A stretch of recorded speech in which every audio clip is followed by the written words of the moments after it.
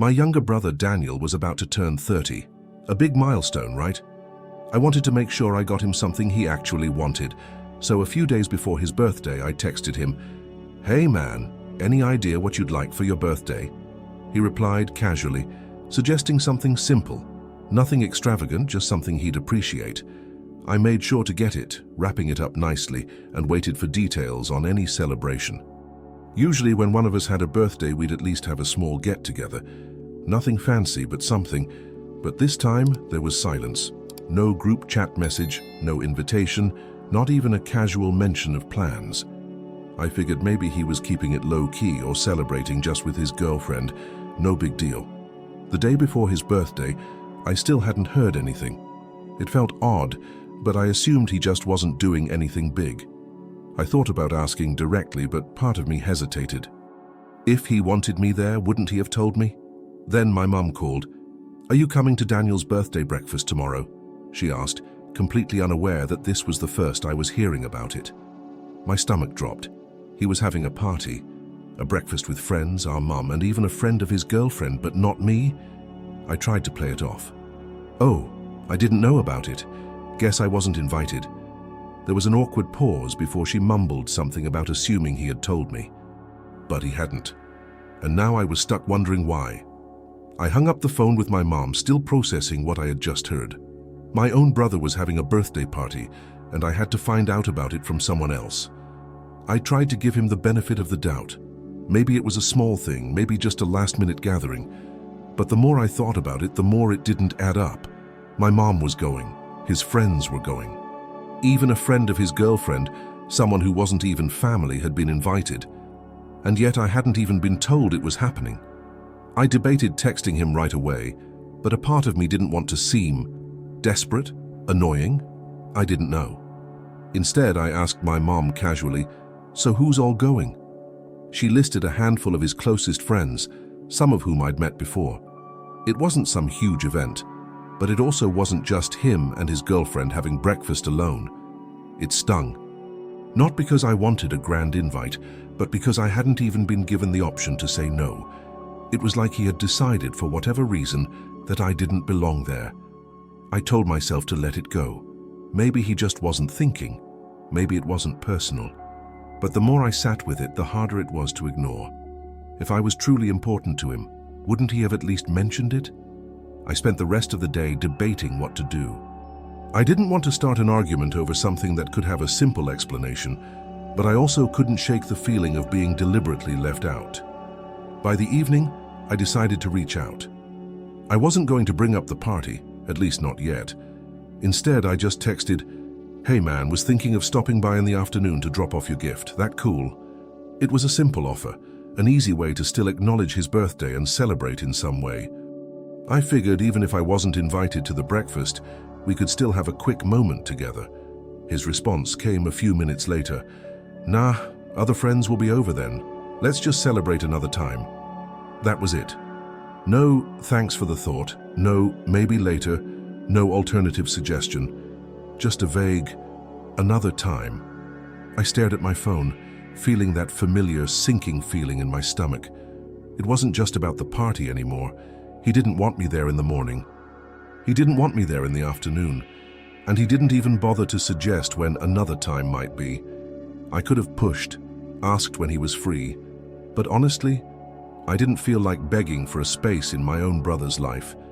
If he didn't want me around on his birthday, I wasn't going to force it. Instead, I decided to step back. I had the gift, I had a card for him, I'd figure something else out. The next morning, I woke up with a decision. If Daniel didn't want me there, I wasn't going to force it. But that didn't mean I was going to ignore his birthday completely. I called my mom and asked if she could take the present for me. She hesitated at first, probably sensing the tension in my voice. "Are you sure you don't want to try stopping by later?" she asked. "He made it pretty clear he doesn't want me there," I said simply. She didn't push further. A couple of hours later, she sent me a message. "Gave him your gift. He said thanks." That was it. No follow-up from him. No quick text saying, "Hey, got the gift. Appreciate it." Just a relayed message from our mum, like I was some distant acquaintance who had sent something out of obligation. I tried to let it go, telling myself that I'd done my part. But deep down, it still didn't sit right with me. How had we gotten to this point? We weren't the closest brothers in the world, sure, but we weren't strangers. I thought about texting him just to acknowledge the situation, but what was I even supposed to say? Hey, thanks for not inviting me and also not making time to see me at all. So I left it. No text, no call. I figured if he didn't want to see me, he wouldn't care if I reached out. Turns out I was wrong. A couple of days passed, and I had pretty much made peace with the situation. I had given Daniel his gift through our mom, but still, I figured that was the end of it. Then, out of nowhere, I got a text from him. "You didn't even call me on my birthday?" I blinked at my phone, completely caught off guard. Was he serious? I took a deep breath before responding. "I gave you a gift. You told me you were busy the whole day. Didn't think a call would matter that much." His reply came almost instantly. "It's common courtesy." I just stared at the message, my frustration boiling over. Courtesy? Like the courtesy of inviting your brother to your birthday party, or at the very least, letting him know it was happening. I debated laying it all out right there, telling him exactly why I hadn't felt inclined to call. But part of me wondered if he even realized what he had done. Maybe in his mind, I was the one being cold, not the other way around. Instead of starting a fight over text, I left him on read. If he really wanted to talk, he could call me. I wasn't going to bring it up, I really wasn't. But the more I thought about it, the more ridiculous it seemed. He had the nerve to be upset that I didn't call, yet he didn't even invite me to his party. So, I called him. He picked up after a few rings. "Hey." I didn't waste time. "You're mad that I didn't call you, but you didn't even tell me you were having a party. Why?" There was a brief pause before he let out a sigh. "Look, I only invited close friends." I almost laughed. "Close friends? Mum was there. Is she your close friend now?" "You know what I mean," he muttered. "No, I really don't. You didn't even tell me about it. I had to hear it from Mom." His tone shifted, defensive now. "It wasn't personal, okay? I don't know. I didn't think you'd care that much." I felt my jaw tighten. "So you assumed I wouldn't care about your 30th birthday? And instead of asking, you just left me out?" "I figured we'd celebrate another time," he said, brushing it off like it was nothing. I let out a sharp breath. "Yeah? And when exactly were you planning on that?" Silence. That's what I thought. I didn't want to argue anymore. He had made his choice, and I had my answer. I just didn't know what it meant for us moving forward. After that conversation, I couldn't stop thinking about how distant we'd become. It wasn't like we had always been inseparable, but we were brothers. We grew up in the same house, shared childhood memories, had inside jokes, and yet somehow we had reached a point where he didn't even think to include me in his milestone birthday. I replayed his words over and over in my head. "I didn't think you'd care that much." Was that really how he saw me? Just someone vaguely present in his life, but not significant enough to be there on an important day. The thing is, we never had some major falling out. There was no big fight that pushed us apart, no unresolved drama lurking in the background. We just drifted. And maybe I had assumed that, despite the distance, there was still a basic level of respect and connection between us. But now, I wasn't so sure. We lived in the same city. We could see each other whenever we wanted. And yet, he couldn't find room for me in his plans. Not in the morning, not in the afternoon, not even for 5 minutes to exchange a gift. That realization hurt more than I wanted to admit. And the worst part, I didn't even know if he saw anything wrong with it. The more I thought about it, the more it stung. It wasn't just about the party or the phone call. It was the realization that my own brother saw me as someone he could easily exclude. Like I was an afterthought. If he had told me, "Hey, I'm keeping it small, just a few people," I probably wouldn't have thought twice about it. But he didn't even tell me it was happening. I had to find out from our mom, and even then he had no real explanation, just excuses. And what really got to me was how little effort he made. He could have invited me for a quick coffee the next day. He could have at least responded to my offer to stop by with something more than, "Nah, other friends will be here." It felt personal whether he admitted it or not. I wasn't expecting a big gesture, but I did expect to be treated like family.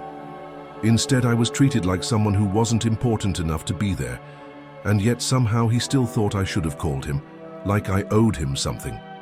That's what made me the angriest. I wasn't the one who shut him out.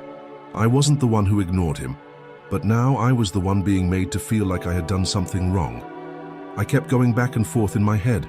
Was I really wrong for not calling? Sure, in a normal situation, it would have been expected. But this wasn't normal. He had shut me out. He made it clear I wasn't part of his celebration, and yet somehow I was still supposed to reach out, to act like everything was fine.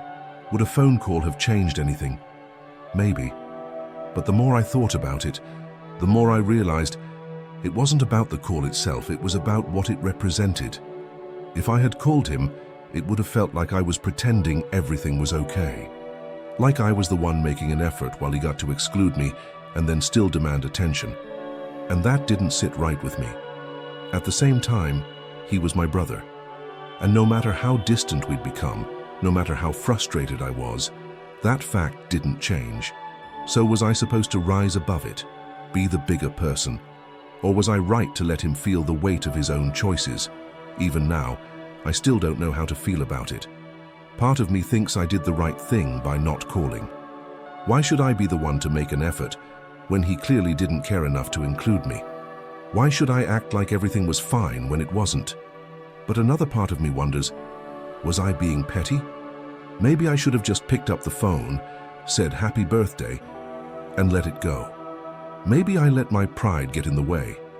The thing is, I don't think Daniel even realizes how much this hurt me. To him, it was just a casual decision.